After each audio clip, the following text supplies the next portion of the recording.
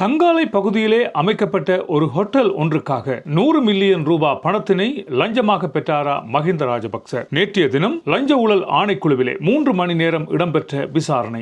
இந்த விசாரணையின் பின்புலம் மஹிந்த ராஜபக்ச மீது மற்றொரு சிக்கலை ஏற்படுத்தி இருக்கிறதா என்பது தொடர்பாக ஆராயப்போகிறோம். அதே வேளையில் பௌத்த தேரர் ஒருவர் ஹெரோயின் போதைப் பொருளோடு கைது செய்யப்பட்டிருக்கிறார். அவை தொடர்பான பின்புலம் ஆராயப்போகிறோம். அதே வேளையிலே சமூக வலைத்தளம் ஒன்றிலே வெளிவந்த ஒரு காணொலி ஒன்றுக்காக பின்னூட்டத்திலே கருத்து தெரிவித்த இளைஞன் சவுதி அரேபியாவிலே கைது செய்யப்பட்டிருந்தார். அவருக்கு வழங்கப்பட்டிருக்கின்ற தண்டனை தொடர்பான தகவலையும், அதே வேளையில் கனகராயன்குளம் பகுதியிலே 5 வயது பெண் குழந்தை ஒன்று பரிதாபகரமாக உயிரிழந்திருக்கிறது. அவை தொடர்பான தகவலையும் பார்க்க போவதுதான் இன்றைய காணொலியாக இருக்க போகிறது. வாருங்கள் காணொலிக்குள்ளே செல்லலாம். யாராவது சப்ஸ்கிரைப் பண்ண பார்க்குறீங்கன்னு சொன்னால் தயவு செய்து சப்ஸ்கிரைப் பண்ணி போட்டு காணொலியை பாருங்கள்.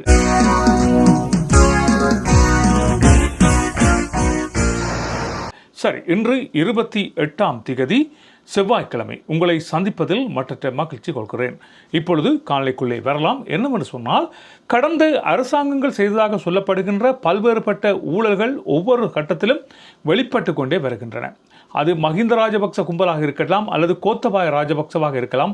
இவர்கள் சேர்ந்து மேற்கொண்டார்கள் என்று சொல்லப்படுகின்ற பல்வேறுபட்ட ஊழல்கள் ஒவ்வொரு நாளும் வெளிவந்த வண்ணமே இருக்கின்றன. இவ்வாறு ஊழல்கள் தொடர்பாக இவர்களும் லஞ்ச ஊழல் ஆணைக்குழுவுக்கு அழைக்கப்பட்டு விசாரணைகள் மேற்கொள்ளப்பட்டு கொண்டே வந்து கொண்டிருக்கின்றன. இப்படி இருக்கின்ற இந்த நிலைமையில்தான் இப்பொழுது வெளிப்பட்டிருக்கின்ற மற்றும் ஒரு தகவல். மஹிந்த ராஜபக்சவின் நெருங்கிய நண்பர் என்று சொல்லப்படுகின்ற முன்னாள் நாடாளுமன்ற உறுப்பினர் சஜின் பாஸ் குணவர்த்தன வெளியிட்டிருக்கின்ற ஒரு தகவல். இவை தொடர்பாக சஜின் பாஸ் குணவர்த்தன லஞ்ச ஊழல் ஆணைக்குழுவிலே ஒரு முறைப்பாட்டை அளித்திருக்கிறார். CSN என்று சொல்லப்படுகின்ற நெட்வொர்க் மற்றும் தங்காலை பகுதியிலே அமைக்கப்பட்ட ஒரு ஹோட்டல். அந்த ஹோட்டலுக்காக இவர்கள் பெருந்தொகையான பணத்தினை லஞ்சமாக பெற்றிருக்கிறார் மஹிந்த ராஜபக்ச என்று இப்பொழுது சஜின் வாஸ் குணவர்த்தன சாட்சி வழங்கியிருக்கிறார். இதன் அடிப்படையில் நேற்றைய தினம் லஞ்ச ஊழல் ஆணைக்குழுவுக்கு அழைக்கப்பட்ட சஜின் வாஸ் குணவர்த்தன 3 மணி நேரமாக அங்கே இருந்து லஞ்ச ஊழல் ஆணைக்குழுவினர் கேட்ட கேள்விகளுக்கு பதிலளித்து விட்டு திரும்பி இருக்கிறார் என்று சொல்லப்படுகிறது. இது இப்பொழுது அரசியல் மட்டத்தில் பெரும் பரபரப்பை ஏற்படுத்திய ஒரு விடயமாக பார்க்கப்படுகிறது. என்ன விடயம் இடம்பெற்றிருக்கிறது என்று சொன்னால், லஞ்ச ஊழல் மற்றும் வீண் விரயங்களுக்கு எதிரான அமைப்பு என்று சொல்லப்படுகின்ற அமைப்பு தான் உத்தியோகபூர்வமாக இந்த முறைப்பாட்டினை லஞ்ச ஊழல் ஆணைக்குழுவிலே மேற்கொண்டிருக்கிறது என்று தெரிவிக்கப்பட்டிருக்கிறது. சிங்கப்பூரில் இருக்கின்ற ஒரு நபர் சத்திய கடதாசி ஒன்றினை வழங்கியிருக்கிறார். அவர் வழங்கிய அந்த சத்திய கடதாசியின் அடிப்படையிலே தான் இந்த விடயங்கள் இப்பொழுது பெரும் பேசுபொருளாக மாறியிருப்பதாக தெரிவிக்கப்படுகிறது. 2 நிறுவனங்களுக்கு அடிப்படையாக வைத்துக்கொண்டு இந்த 5 மில்லியன் பணம் பெறப்பட்டிருக்கிறது என்கின்ற விடயம் தெரிய வந்திருக்கிறது.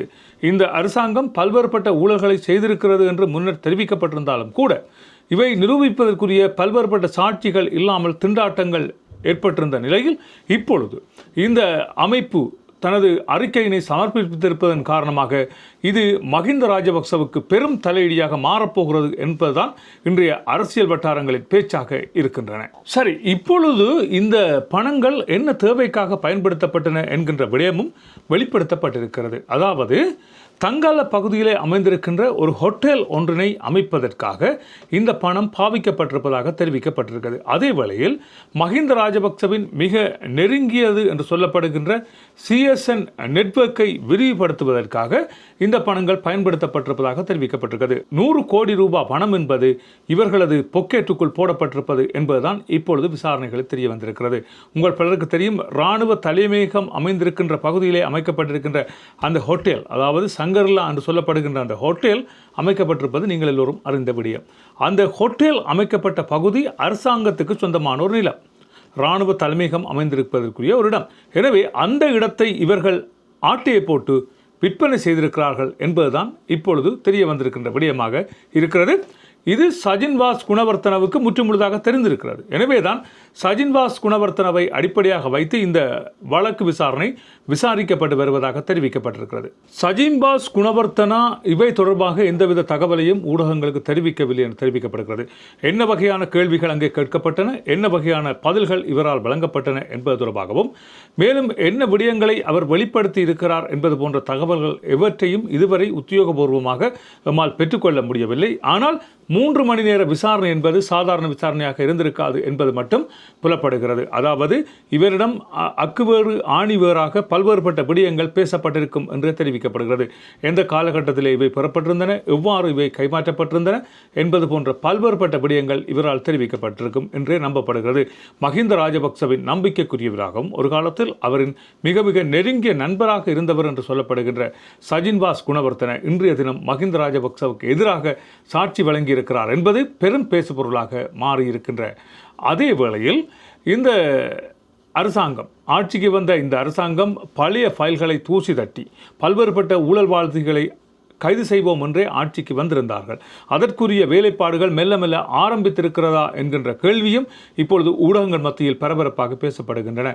பலர் நாளாந்தம் விசாரணைக்கு அழைக்கப்பட்டுக் கொண்டிருக்கிறார்கள். பலர் நீதிமன்றங்களில் நிறுத்தப்பட்டிருக்கிறார்கள். பலர் சட்டமா அதிபர் திணைக்களத்தின் வழக்குகள் எவ்வாறு தாக்கல் செய்யப்படும் என்பதற்காக காத்திருக்கிறார்கள் என்று சொல்லப்படுகின்ற வேளையில் இந்த விடயம் இவ்வாறு பேசுபொருளாக இருக்கின்ற அதே வேளையிலே எதிர்த்தரப்பாக இருக்கின்ற நாமல் ராஜபக்ச தரப்பு இது தங்கள் மீது தங்களது அரசியல் எதிர்காலத்தை சூனியம் ஆக்குவதற்காக திட்டமிட்டு மேற்கொள்ளப்படுகின்ற ஒரு சதி என்றும் அரசியல் பழிவாங்கல் நடவடிக்கைகளை அரசாங்கம் மேற்கொண்டு வருகிறது என்றும் அவர்கள் தங்கள் பக்க நியாயங்களை தெரிவித்து வருகிறார்கள். மக்களுக்கு புரியும் யார் அநீதி செய்தார்கள், யார் நல்லாட்சி நடத்துகிறார்கள் என்பது மக்களை பொறுத்தவரையில் மக்கள் தீர்மானமாக இருக்கிறது. எப்படித்தான் என்னதான் சொன்னாலும் மக்கள் யார் பக்கம் என்பது அவர்களே தீர்மானித்துக் கொள்ள வேண்டிய ஒரு காலகட்டத்திலே இருக்கிறார்கள். என்னவென்று சொன்னால் இடம்பெறுகின்ற பல்வேறுபட்ட சம்பவங்கள் பலர் சந்தோஷப்படுகிறார்கள் என்று தெரிவிக்க வேண்டும். சமூக வலைத்தளங்கள் வெளியிட்டு வருகின்ற ஒரு சில கருத்துக்களை பார்க்கின்ற வேளையில் ஏகேடி அரசாங்கம் சரியான வழியில் போய்கொண்டிருக்கிறது என்றே சொல்ல தோன்றுகின்றது. இது எனது கருத்தல்ல, சமூக வலைத்தளத்தை பார்வையிட்ட வகையில் வருகின்ற கருத்தாக இருக்கிறது. ஏனென்று சொன்னால் உங்கள் பலருக்கு தெரியும் பல்வேறுபட்ட ஊழல்கள் மத்தியிலே இந்த ராஜபக்சகர்கள் இருந்திருக்கிறார்கள் என்கிற விடயம் நாளாந்தம் வெளிப்பட்டு கொண்டு வருகிறது. பலரது ஆதங்கமாக இருப்பது நாமல் ராஜபக்ச, மஹிந்த ராஜபக்ச மற்றும் இந்த ராஜபக்ச கும்பல்கள் எப்பொழுது கைது செய்யப்பட்டு சிறை அடைப்பார்கள் என்பதாகத்தான் இருக்கிறது. எனவே அவற்றையும் மிக விரைவில் செய்ய வேண்டும் என்று அரசாங்கம் எதிர்பார்க்கிறது என்றும் சமூக வலைத்தளங்கள் கருத்துக்களை வெளியிட ஆரம்பித்திருக்கின்றன. அரசு தலைமையகம், அதாவது இராணுவ தலைமையகம் இருந்த காணியை அபகரித்து அதை வெளிநாட்டில் நிறுவனம் ஒன்றுக்கு ஹோட்டல் கட்டுவதற்கு விற்பனை செய்து அதன் மூலம் பெறப்பட்ட லஞ்ச பணம் தொடர்பாக விசாரணைகளை இந்த அரசாங்கமும் நீதிமன்றமும் செம்மையாக நடத்தும் என்று எதிர்பார்த்திருக்கின்ற அதே வேளையில் இவை தொடர்பான பல்வேறுபட்ட கருத்துக்கள் சமூக வலைத்தளம் ஊடாக வெளிவந்திருப்பதை நாங்கள் பார்க்கக்கூடிய மாதிரியாக இருக்கின்ற அதே வேளையில் ராஜபக்ச தரப்புகள் செய்திருக்கின்ற ஒரு கருத்து கணிப்பும் இடம்பெற்றிருக்கிறது. அதில் என்னவென்று சொன்னால் இப்பொழுது இருக்கின்ற அரசாங்கம் முற்றுமுழுதாக தங்களது கட்சியினை இல்லாமல் செய்து தொடர்ந்து வருகின்ற பல்லாண்டுகளுக்கு தங்களது அரசாங்கத்தை அமைக்க திட்டமிட்டிருக்கின்றன என்பது போன்றும் கருத்துக்களை அவர்கள் தங்கள் பக்கமான நியாயங்களாக வெளிப்படுத்தி வருகிறார்கள். வெளிநாட்டு நிறுவனங்களுக்கு விற்பனை செய்த இந்த பணங்களை வைத்து தங்களது சுகோபோகங்களை அனுபவித்து வருகின்ற ராஜபக்ச கும்பல்கள் இவ்வாறு கருத்துக்களை வெளியிடுவது மக்கள் மத்தியில் ஒரு நகைப்பை ஏற்படுத்தி இருக்கிற ஒரு விடயமாக பார்க்கப்பட்டிருக்கிறது. இந்த பழைய ஊழல் சம்பவம் தொடர்பாக சஜின்வாஸ் குணவர்த்தன வழங்கியிருக்கின்ற இந்த வாக்குமூலம் தொடர்பாக அரசாங்கம் அல்லது சட்டத்துறை இனி என்ன நடவடிக்கை எடுக்கப் போகிறது என்பதை நாங்கள் பொறுத்திருந்து பார்த்துக் கொள்ளலாம்.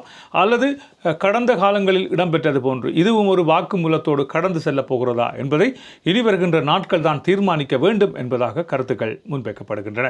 சரி, இவை இப்படி இருக்கின்ற நிலைமையில் பௌத்த தேரர் ஒருவர் ஹெரோயின் போதைப் பொருளோடு கைது செய்யப்பட்டிருக்கிறார். சம்பவம் தொடர்பாக தெரிய வருவது என்னவென்று சொன்னால் கொழும்பு தனியார் பேருந்து நிலையத்திலே சந்தேகத்துக்கிடமான வகையில் ஒரு பௌத்த தேரர் நடமாடியிருக்கிறார். அவரின் நடத்தையில் சந்தேகம் கொண்ட பொதுமக்கள் போலீசாருக்கு தகவல் தெரிவித்திருக்கிறார்கள். சம்பவ இடத்துக்கு வந்த போலீசார் அவரை சோதனையிட்ட வேளையில் அவரது கைப்பையில் பொலித்தீன் பையில் சுற்றப்பட்ட நிலையில் மறைத்து வைக்கப்பட்டிருந்த ஹெரோயின் போதைப் பொருள் கண்டுபிடிக்கப்பட்டது. அவர் போலீஸ் நிலையம் கொண்டு விசாரணை செய்யப்பட்டு வந்த வேளையில் தான் அவரிடம் இருப்பது ஹெரோயின் போதைப் பொருள் தான் என்பது சந்தேகமின்றி நிரூபிக்கப்பட்டதாக தெரிவிக்கப்பட்டிருக்கிறது. குறிப்பிடப்பட்ட தேரர் புத்தளம் பகுதியைச் சேர்ந்தவர் என்றும் கொழும்பிலே இடம்பெற்றிருக்கின்ற சங்க மாநாட்டுக்கு வந்தார் என்றும் தெரிவிக்கப்பட்டிருக்கிறது. உங்கள் பலருக்கு தெரியும் பௌத்தத்தை பாதுகாக்க என்று நேற்றைய தினம் இடம்பெற்ற ஒரு மாநாட்டுக்காக இவர்கள் வந்திருக்கிறார்கள். இந்த மாநாடு யாரால் ஒழுங்கு செய்யப்பட்டிருக்கிறது என்று சொன்னால் ஞானசார தேரர் மற்றும் சுமணமங்கல தேரர் இவர்கள் தான் இந்த பௌத்தத்தை காப்போம் என்கின்ற தேசிய பொருளிலே இந்த மாநாட்டினை நடத்தியிருந்தார்கள். இந்த மாநாடு இவர்களால் நடத்தப்படுவதே ஒரு நகைப்புக்குரிய விடயமாக மாறி இருக்கின்ற இந்த வேளையில் இந்த தேரர் அங்கே கலந்து கொள்ள வந்த தேரர் தன்னோடு ஹெரோயின் போதைப் பொருளையும் கொண்டு வந்திருக்கிறார் என்பதுதான் பெரும் விடயமாக பார்க்கப்பட்டிருக்கிறது. அதாவது அதற்கு அடிமையாகி இருப்பவர்கள் அது இல்லாமல் இருக்க மாட்டார்கள் என்று தெரிவிக்கப்படுகிறது. எனவேதான் அதற்கு அடிமையாகி இருக்கின்ற தேரர் இந்த மாநாட்டுக்கு வந்த வேளையிலும் அவற்றை கொண்டு வந்து மலசல கூடத்துக்கு அருகே அவற்றை பாவிப்பதற்கு ஆரம்பித்த வேளையில் தான் இவர் சந்தேகம் கொண்டு மக்களால் பிடிக்கப்பட்டிருக்கிறார் என்கின்ற விடயமும் தெரிவிக்கப்பட்டிருக்கிறது. உங்கள் பலருக்கு தெரியும், ஞானசார தேரர் மற்றும் சுமணமங்கல தேரர் இருவருக்கும் எதிராகவும் நீதிமன்றத்திலே வழக்குகள் பல போடப்பட்டிருக்கின்றன. எனவே இந்த பௌத்தத்துக்கு எதிராகவும் பௌத்த தேரர்களுக்கு எதிராகவும் இழைக்கப்படுகின்ற அநீதிகளுக்கு நீதி கேட்டே இந்த மாநாடு நடத்தப்பட்டது என்றும், எனவே இதில் கலந்து கொள்ள வந்த இந்த பௌத்த தேரரே இவ்வாறு போதைப் பொருளை பாவித்து அங்கே பிடிபட்டிருக்கிறார் என்கின்ற விடயம் இப்பொழுது பெரும் பேசுபொருளாக மாறியிருக்கிறது. இந்த வேளையில் அடுத்த விடயம் என்னவென்று பார்த்தால், ஒரு வேலைக்காக சவுதி அரேபியா சென்ற ஒரு இளைஞன் கைது செய்யப்பட்டு அவருக்கு 5 வருட கடூழிய சிறை தண்டனையும் 5 லட்சம் ரூபாய் சவுதி ரியால் தண்ட பணமும் அறவிடப்பட்டிருக்கிறது. இந்த சம்பவம் தொடர்பாக ஆராய்வமாக இருந்தால் உங்கள் பலருக்கு தெரியும், வடபகுதியில் இருந்து பாத யாத்திரையாக நடந்து செல்கின்ற அந்த பாத யாத்திரைகளோடு நடந்து சென்ற ஒரு நாய் தொடர்பாக எழுந்த ஒரு பிரச்சனை.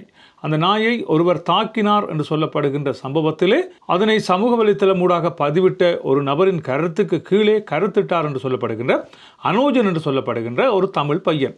இந்த பையன் வெளியிட்ட கருத்துக்கள் சமூக நல்லிணக்கத்தை பாதிக்கின்றன என்றும் ஒரு சமய மார்க்கத்துக்கு புரள்வான கருத்தாக இருக்கிறது என்பது தொடர்பாகவும் இலங்கையிலிருந்து அளிக்கப்பட்ட ஒரு முறைப்பாட்டின் அடிப்படையிலும் அனுஜன் கைது செய்யப்பட்டு சவுதி அரேபியாவில் மேற்கொள்ளப்பட்ட விசாரணையின் பின்னர் அவருக்கு இந்த தண்டனை வழங்கப்பட்டிருக்கிறது.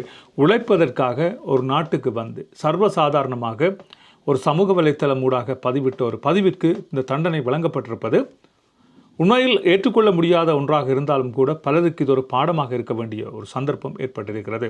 என்னவென்று சொன்னால், கண்டதையும் எழுதிவிடலாம், கண்டதையும் பேசிவிடலாம் என்று சமூக வலைத்தளத்தில் இருப்பவர்களுக்கு இது முற்று முழுதாக ஒரு பாடத்தை படிப்பித்திருக்கிறது என்றே சொல்ல வேண்டும். எனவே நாங்கள் சமூக வலைத்தளத்தில் இடுகின்ற பதிவுகள் யாரோ ஒருவரால் கண்காணிக்கப்பட்டு வருகின்றன. அவை தொடர்பாக முறைப்பாடுகள் இடப்பட்டு வருகின்றன. அது டிக்டாக் வலைத்தளமாக இருக்கலாம், அல்லது யூடியூப் வலைத்தளமாக இருக்கலாம், அல்லது ஃபேஸ்புக் வலைத்தளமாக இருக்கலாம். இவ்வாறு நாங்கள் இடுகின்ற பல்வேறுபட்ட பதிவுகள் மற்றொருவரை பாதிக்குமாக இருந்தால் அவை தொடர்பாக முறைப்பாடு அளிப்பதற்கு அடுத்த தரப்புக்கு சகல தகுதியும் இருக்கிறது என்பதை நாங்கள் புரிந்து கொள்ள வேண்டும் என்பதாக இப்பொழுது கருத்துக்கள் முன்வைக்கப்படுகின்றன. இதே வேளையில் சமூக வலைத்தளமூடாக பரவுகின்ற ஒரு காணொளி தொடர்பாக பல்வேறுபட்ட விமர்சனங்கள் இப்பொழுது எழுந்திருக்கின்றன. யாழ்ப்பாணம் நீதிமன்ற வளாகத்துக்குள்ளே காணப்படுகின்ற பியர் போத்தல்கள், அந்த நீதிமன்ற வளாகத்துக்குள் வைத்து மது அருந்தி இருக்கிறார்கள் என்கின்ற சம்பவம் இதன்பால் தெளிவுபடுத்தப்பட்டிருக்கிறது.